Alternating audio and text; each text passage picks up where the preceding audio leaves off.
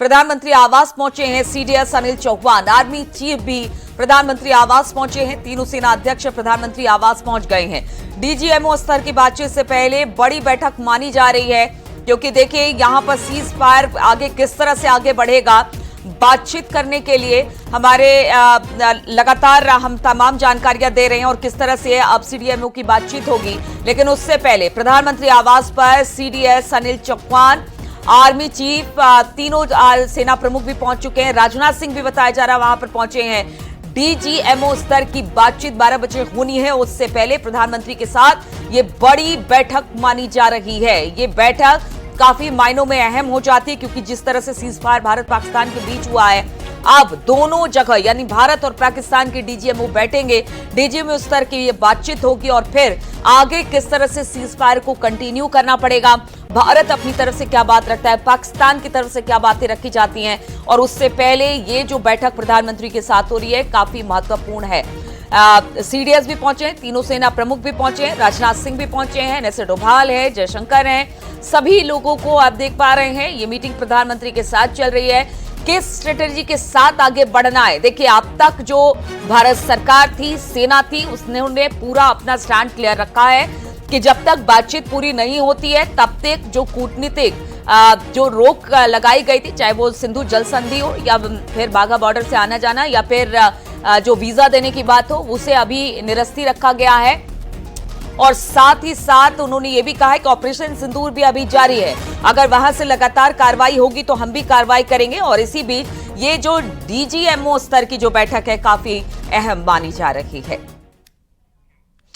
और ऑपरेशन सिंदूर के दौरान इसरो ने भी बड़ा किरदार निभाया है। इसरो के चेयरमैन वी नारायणन ने कहा कि देश के नागरिकों की सुरक्षा सुनिश्चित करने के लिए कम से कम 10 सैटेलाइट लगातार 24 घंटे काम कर रहे हैं। सैटेलाइट से लगातार निगरानी की जा रही है।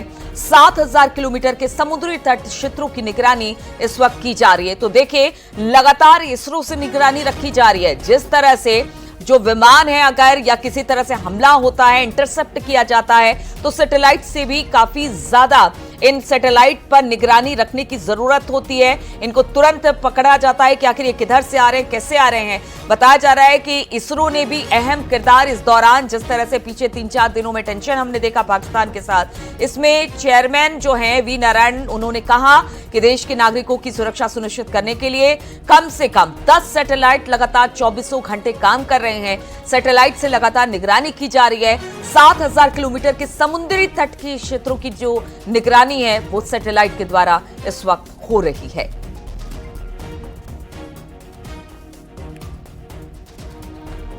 तो देखिए सब अपने अपने अहम किरदार में दिखाई दे रहे हैं। इसरो की तरफ से बयान आ गया कि 10 ऐसे सैटेलाइट है जो 7000 किलोमीटर के खासतौर पर समुद्री जो इलाका है वहां पर निगरानी बरती जा रही है, जिससे भारत के लोगों की सुरक्षा को सुनिश्चित किया जा सके।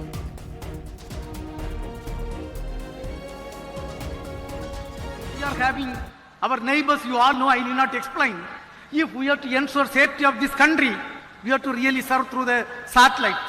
We have to monitor the entire 7,500 kilometer seashore area, we have to monitor. And entire northern part, we have to monitor continuously.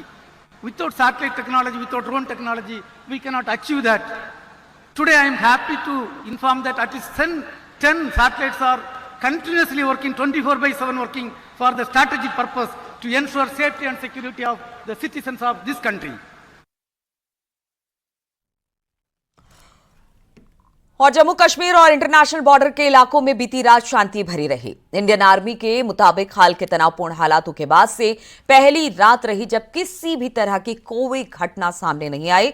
सब शांत रहा और बॉर्डर में कोई हलचल दिखाई नहीं दी। कंट्रोल पर लगातार तनाव बना हुआ है। हालांकि सीज फायर हुआ था, लेकिन जब सीज फायर की वायलेशन हुई उसके बाद लोगों का भरोसा टूट गया और अब लोग जो हैं कई जगहों पे बंकर बना रहे हैं और जहां पे बंकर बने हुए हैं उनके दरवाजे पहले ही खोल दिए गए। और जब लगातार उड़ी इलाके में फायरिंग 2 नाइट्स तक हुई तो लोग बंकर में चले गए जिन जिन के पास थे, और बहुत सारे लोग इन इलाकों से निकल चुके हैं खुद अपनी मर्जी से भी, और कुछ लोगों को इवैक्यूएट भी किया गया। मैं आपको दिखाने की कोशिश करूंगा। यहाँ पर बिल्कुल एक तैयारी चल रही है। जो लोग हैं उनको ऐसा लगता है कि हो सकता है कि लंबी जंग चले, तो इसलिए ये सीढ़ी वगैरह भी बना रहे हैं ताकि आसानी से ये देखिए, ये एक घर है, मैं दिखाने की कोशिश करूंगा। और अगर इनको लगता है कि कभी खतरा होगा, यानी अगर इस एरिया में ज़्यादा फायरिंग हुई, तो अब ये सीढ़ी बना रहे हैं इसकी, ताकि इस बंकर में ये जा सके। और यहाँ पे ये बिल्कुल कंक्रीट है और अब इसको यहाँ पे तैयार किया जा रहा है, यानी अप्रोचिंग रोड। ये देखिए यहाँ पे इन्होंने इसके नीचे ये लगाया है मैटिंग, ताकि ये आसानी से यहाँ पे शिफ्ट हो सके। ये पूरा LOC के इर्द गिर्द का एरिया है और यहाँ पे बिल्कुल पाकिस्तानी आर्मी की तरफ से जो फायरिंग की जाती है वो फायर यहाँ पे पहुँचता है, चाहे वो मोर्टार शल हो, आर्टिलरी हो, या इवन मशीन गन का फायर भी इस एरिया में आता है, क्योंकि थोड़ी दूरी पे है पाकिस्तान आर्मी के बंकर, जो इंडियन आर्मी के बंकर उस पर भी फायर करते हैं। आप बताइए क्या हालात हैं अभी यहाँ? जी शुक्र अल्लाह का, अस्सलाम। तो अभी क्या क्यों बना रहे हैं ये रास्ता पूरा? जाने के लिए रास्ता, हाँ जब शेलिंग होती है तो उस वक्त जाने में थोड़ा दिक्कत हो जाती है। हाँ। तो कितने दिन तक यहाँ फायरिंग का सिलसिला जारी रहा? अब 4-5 कल दिन तक। परसों? हाँ 4-5 दिन तक। खौफ काफी लग रहा होगा? खौफ तो लग ही रहा है। आपने कुछ लोगों को शिफ्ट किया है यहाँ से या? हाँ तो 50-60 आदमी था, अच्छा। गांव का है। तो एरिया है ये जो आप पूरा एरिया देख रहे हैं, ये LOC का एरिया है और इर्द गिर्द हम बंकर नहीं दिखाना चाहेंगे, इंडियन आर्मी के बंकर हैं, लेकिन साथ में ही पाकिस्तानी बंकर जो है वो बिल्कुल नज़दीक है, यानी फायरिंग के रेंज में पूरा ये एरिया आता है। इसी वजह से इस एरिया में कम्युनिटी बंकर बनाए हैं सरकार ने, ताकि इस तरीके के अगर जंगी हालात पैदा हो जाते हैं या सीज फायर वायलेशन हो जाती है, ताकि लोग अपने आप को बचा सकें। आप बताइए कि अभी यहाँ पे लोग थे जब परसों रात को या कल रात को फायरिंग हुई बंकर में? जी जी। हाँ। तो इस पूरे एरिया में कितने सारे बंकर हैं? हमारे गांव में 3।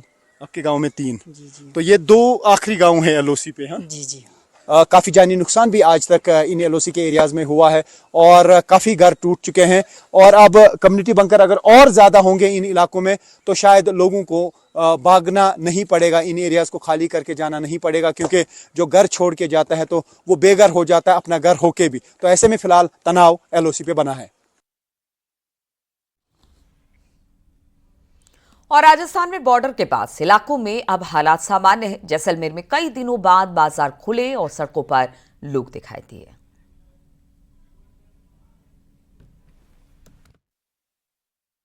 5 दिन बाद जैसलमेर में आज तनाव कम, शांति और रौनक ज़्यादा नज़र आ रही है।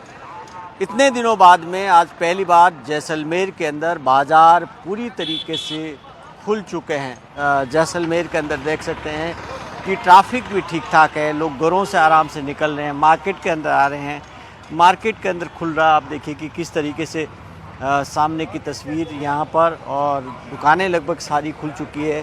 काफ़ी दिनों बाद में आपने लगाया? कितने दिनों बाद में आपने वापस लगाया?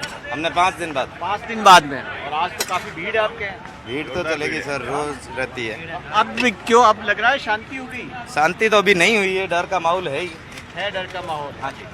इंडिया कभी नहीं डरता है, इंडिया कभी नहीं डरता है, इंडिया नहीं डरता है, नहीं डरता है, नहीं डरता है। हमें मोदी पर भरोसा है। हाँ बिल्कुल कल बिल्कुल। हमारे DGMO ने कह दिया था कि अगर फिर हिमाकत करेगा पाकिस्तान तो मुंह तोड़ जवाब मिलेगा। बिल्कुल बिल्कुल करेगा? तैयार है, तैयार है बिल्कुल। हेल्थ डिपार्टमेंट पूरी तरह से तैयार है। हमको तैनात है। अभी पाकिस्तान की इतनी हिम्मत नहीं है।